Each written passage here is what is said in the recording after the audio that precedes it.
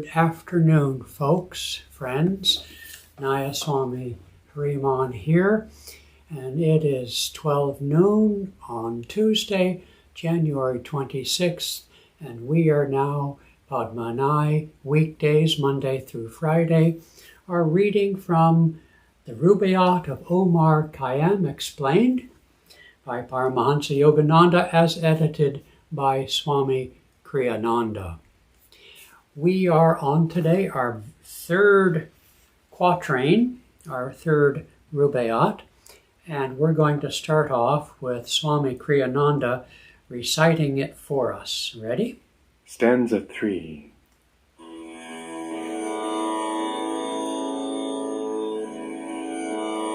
And as the cock crew, those who stood before the tavern shouted, "Open then the door. You know how little time we have to stay, and once departed may return no more."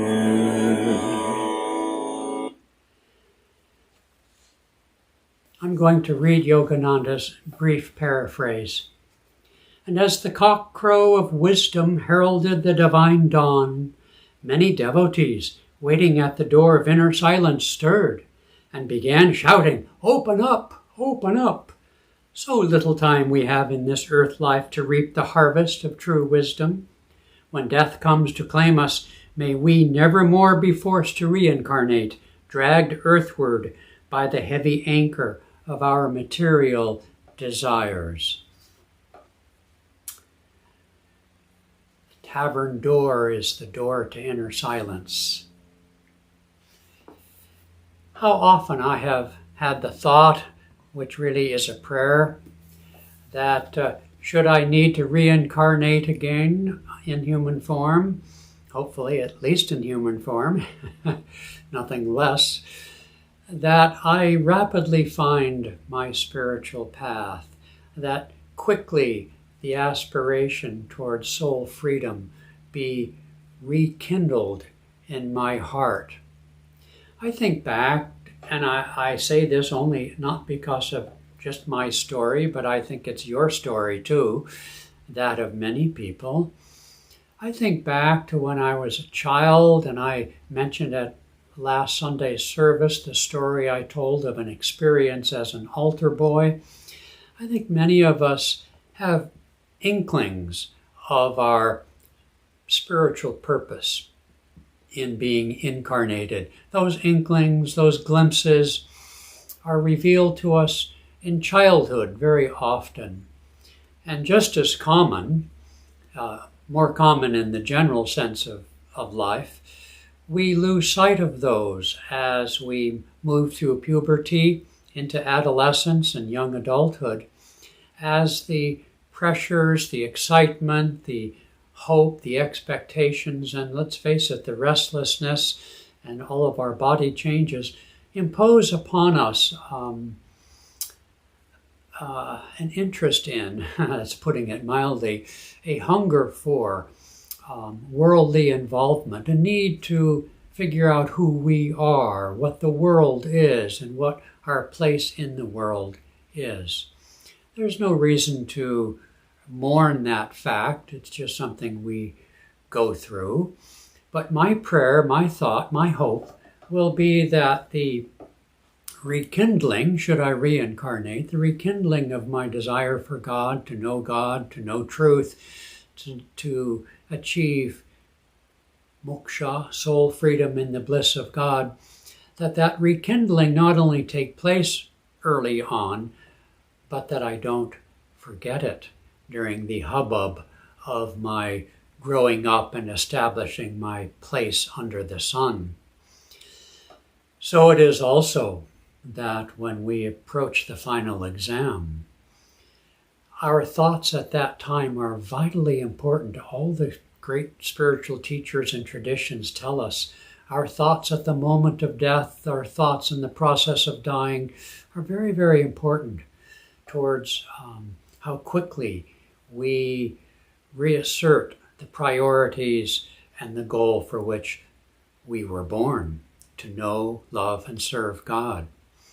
And so that final exam, however, just like in college, you prepare for the final exam by your studies, so too we prepare for the final exam of life by how we live life and what we think. I want to return to the reading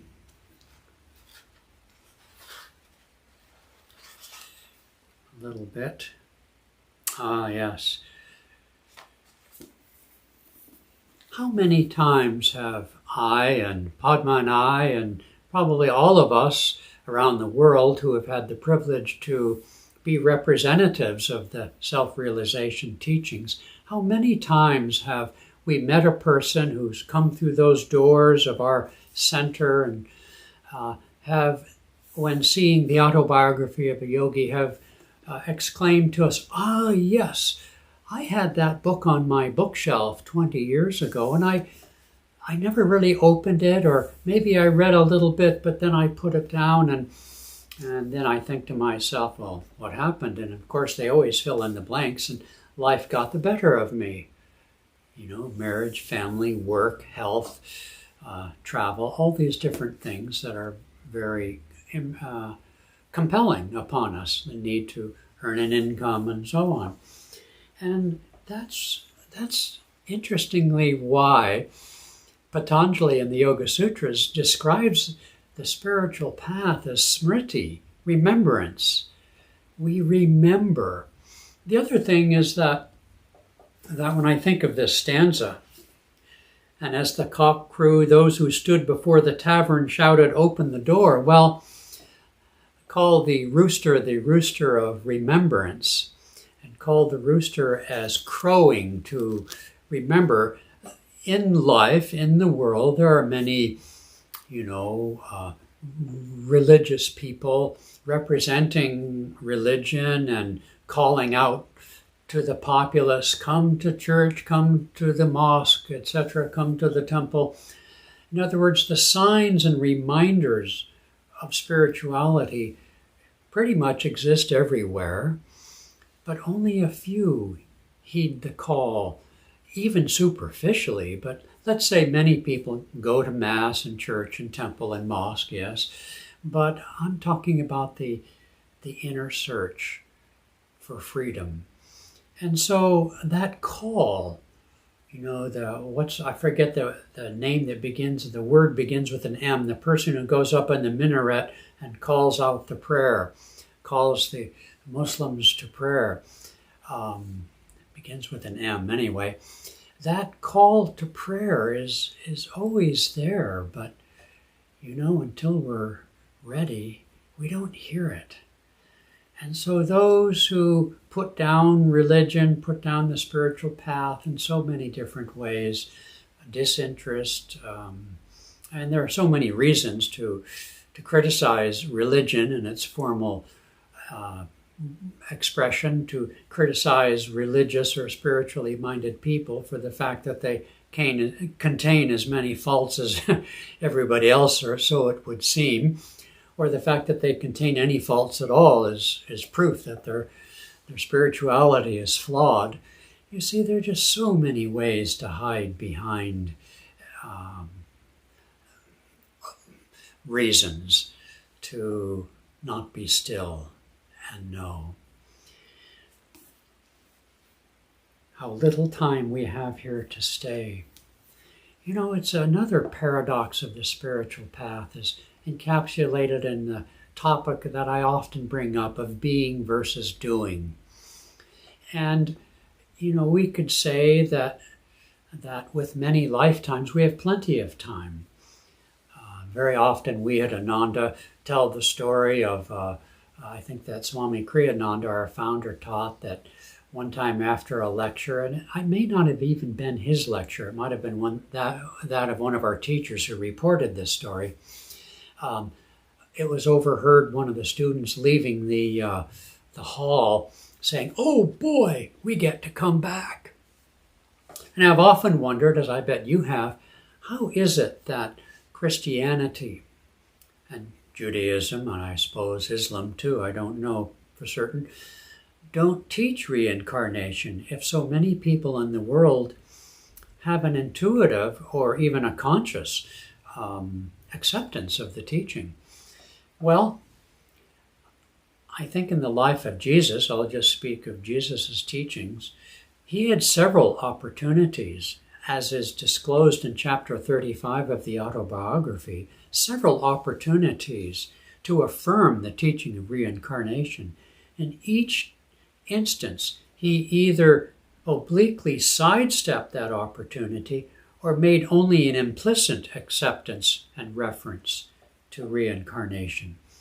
And many people say, oh, those damned old Christians, they did this and they did that. A lot of people criticize Christian history, and for good reason, but Yogananda didn't. I mean, he did say, talk against churchianity as opposed to spirituality, certainly, for sure. And he had his critique, yes, but by and large, he didn't tease apart the scriptures as if they were incorrect or misrepresented quite so much.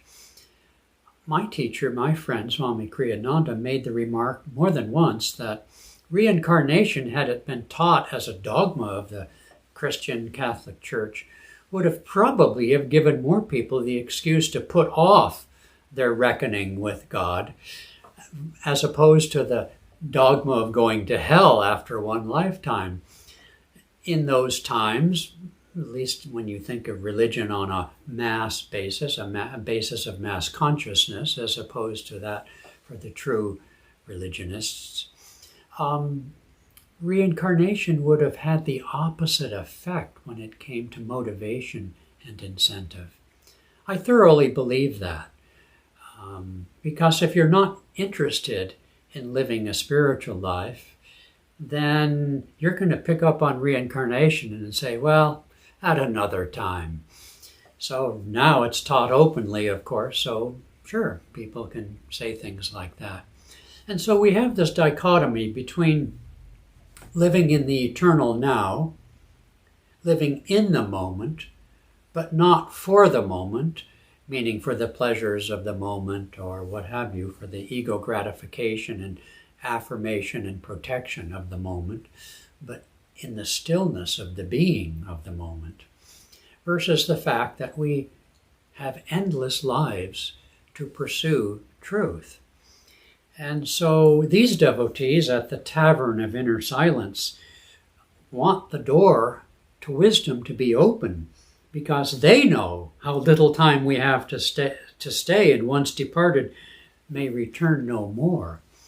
When we learn the lessons of this life and no longer have the tug and pull of material, physical desires to work out, we don't have to come back to this level, to the human body or its equivalent on some other planet. And that's what, these are true devotees, in other words, is what Omar Khayyam is talking about. Most people don't think that way at all. And so this is one of what will be many indications that Omar is speaking of the highest spiritual truths, of those whose sincerity is not merely heartfelt, but driven, and driven by the stone of spiritual discipline, as I mentioned on Friday with the very first verse. And so it is that ultimately, as we grow spiritually,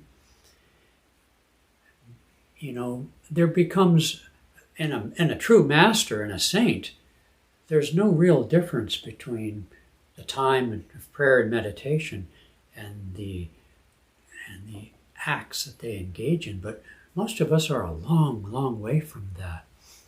We must develop our being and then take our being and infuse our doing with that being.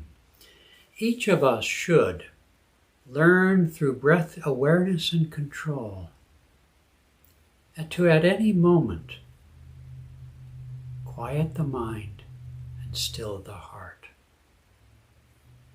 And feel that transcendent level of consciousness, out of which comes the deep satisfactions of unconditional love, the deep reward of a joy that knows no condition, that brings security, that becomes a portal for understanding and wisdom, becomes a powerful force for doing good in our world, whatever world that is. It may be very small.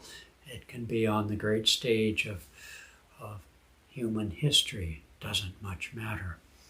You see, the being becomes doing when the doing is infused by being, and being becomes action when we do it.